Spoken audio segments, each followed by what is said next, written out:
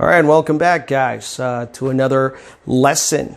I know you're excited for this. I'm excited. Hardly can contain my excitement for math again. Hooray, math. And so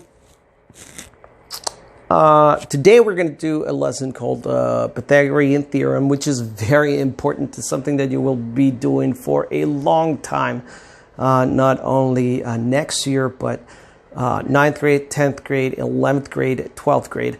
It's going to be the basis for what we call trigonometry. So it is very important for you to understand this lesson.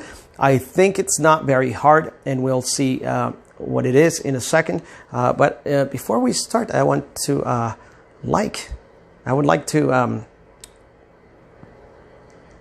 appreciate everybody that has subscribed. I have 14 subscribers. Last time I checked, it's a lot. I mean, I started with 0 on Monday. Now, obviously 14.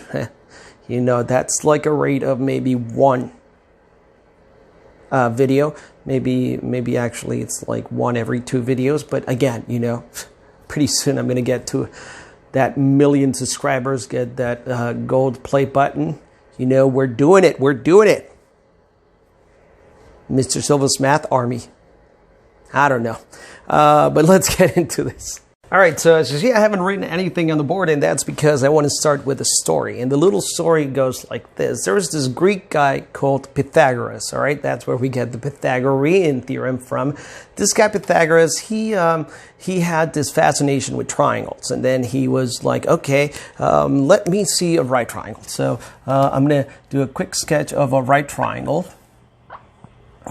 Beautiful, and you know, I'm just a master drawing them triangles. So this right triangle was something that he always looked at, and he thought that he could find a relationship between the sides. And so he said, well, I think this side A and this side B could be actually related. The length of them can be related to this side C. And so we're like, okay, so how do you figure? And he said, well, I think that if you add them together, it could be equal to C. So he added A plus B, and he thought it was equal to C. But guess what? He was wrong, okay? He was wrong about that. And he said, no, but I'm pretty sure there's something going on there that has to do with this relationship. And so he said, well, wait a minute. What if I make a square here, right? So a square with sides A, and then a square with sides B and B. Might have to move this right here. Oh, look at that. The magic of editing, or just erasing. And then we have this other square. Beautiful squares, by the way. Beautifully drawn.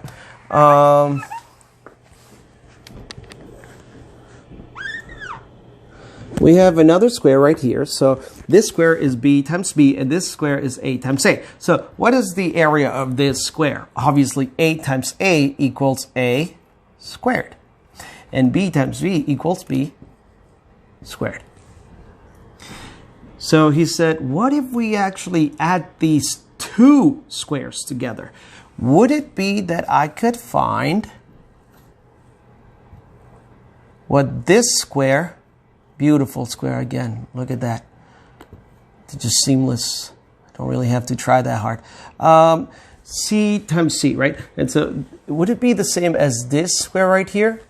And guess what he found out? He was actually right. When you add this area plus this area, it is equal to this area.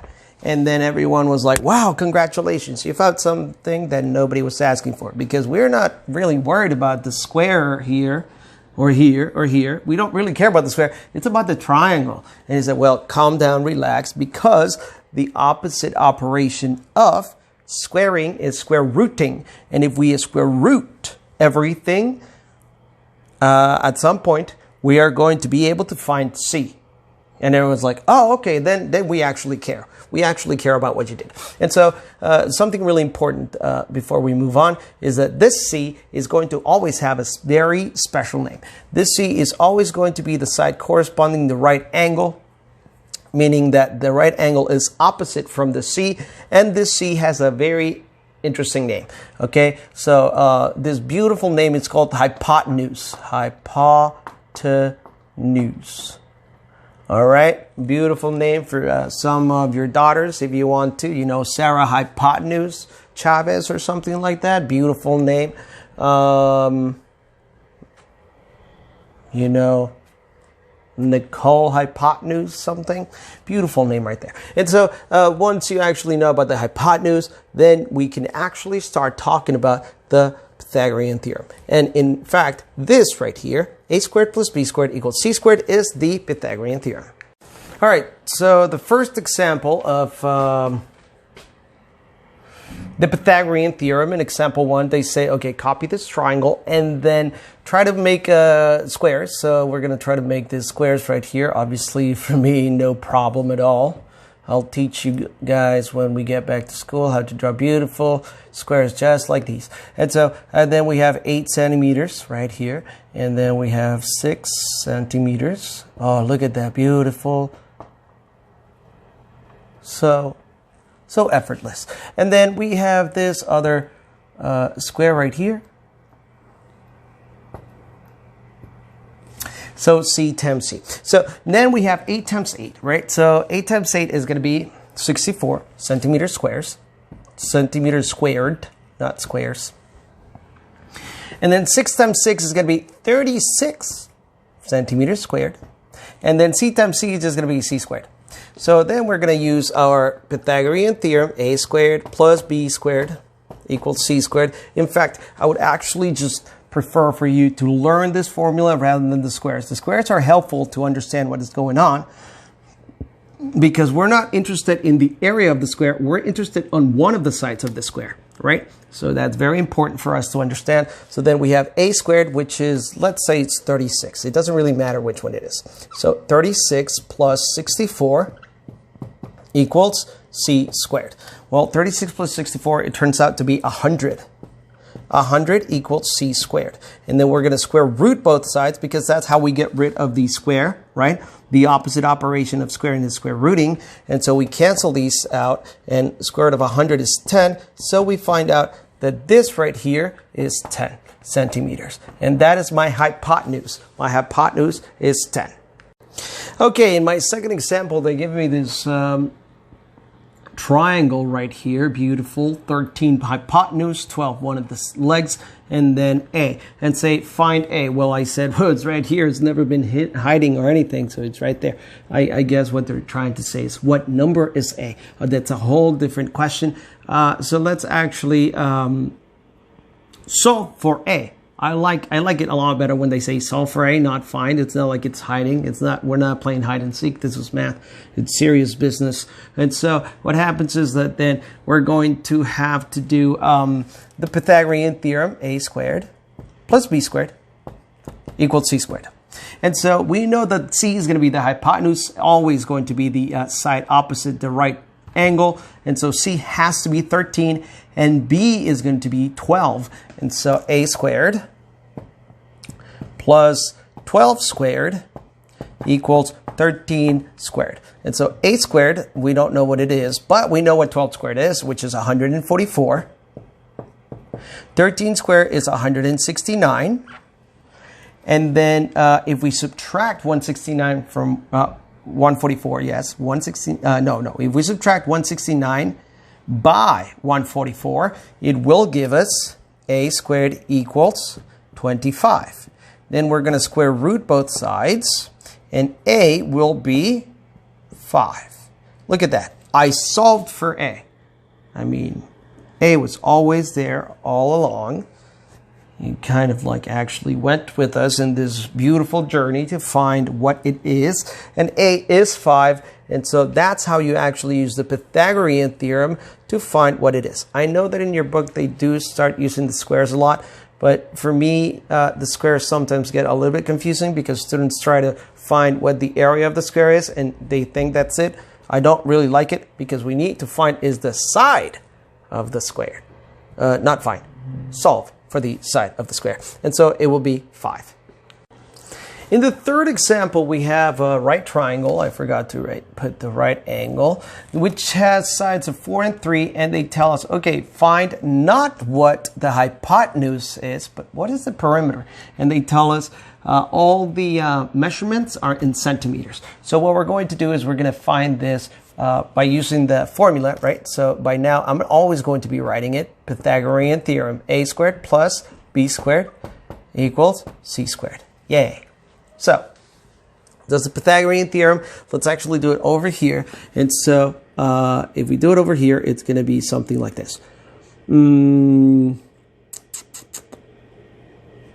A squared plus b squared equals c squared. Always write it again, just because it's really important. And so, a is going to be, let's say, 3 squared plus 4 squared equals c squared. 3 squared is 9. 4 squared is 16. Equals c squared. 9 plus 16 is going to be 25. C squared, square root of both sides. 5 is going to be c. All right, I found c. But that's not what they're asking. And this is one of the reasons that I think some of you actually get your math wrong, is because you are experts at answering questions that nobody really asked. You guys love to answer your own questions, but not the questions that are asked. Because the question that is asked is not what the hypotenuse but what is the perimeter. So very easy. To find the perimeter of this, we're just going to add them together.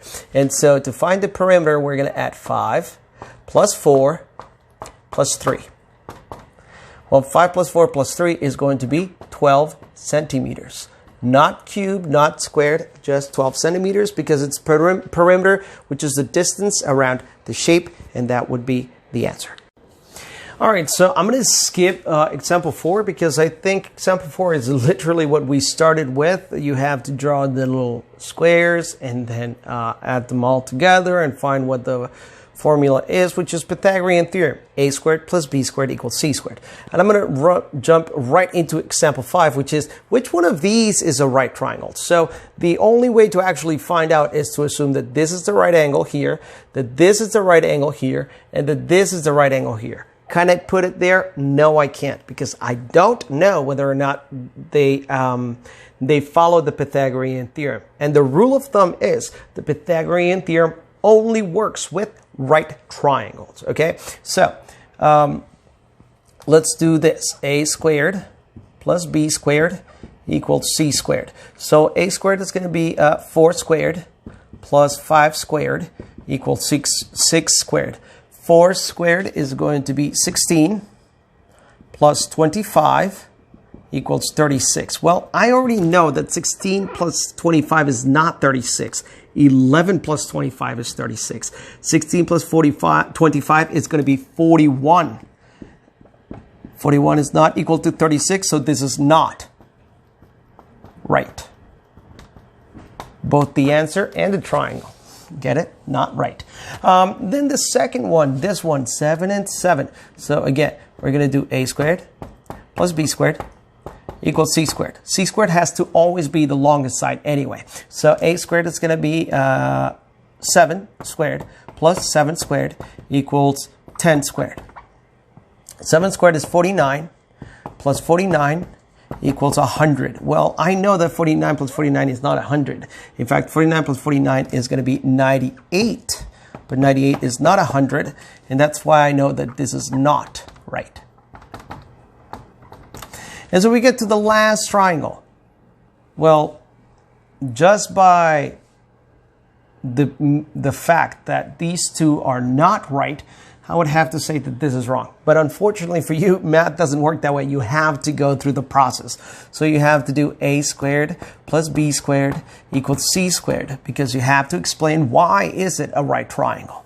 And so we're going to have 5 squared, which is 25, and then 12 squared, which is 144, equals 13 squared, which is 169. So 25 plus 144 equals 169.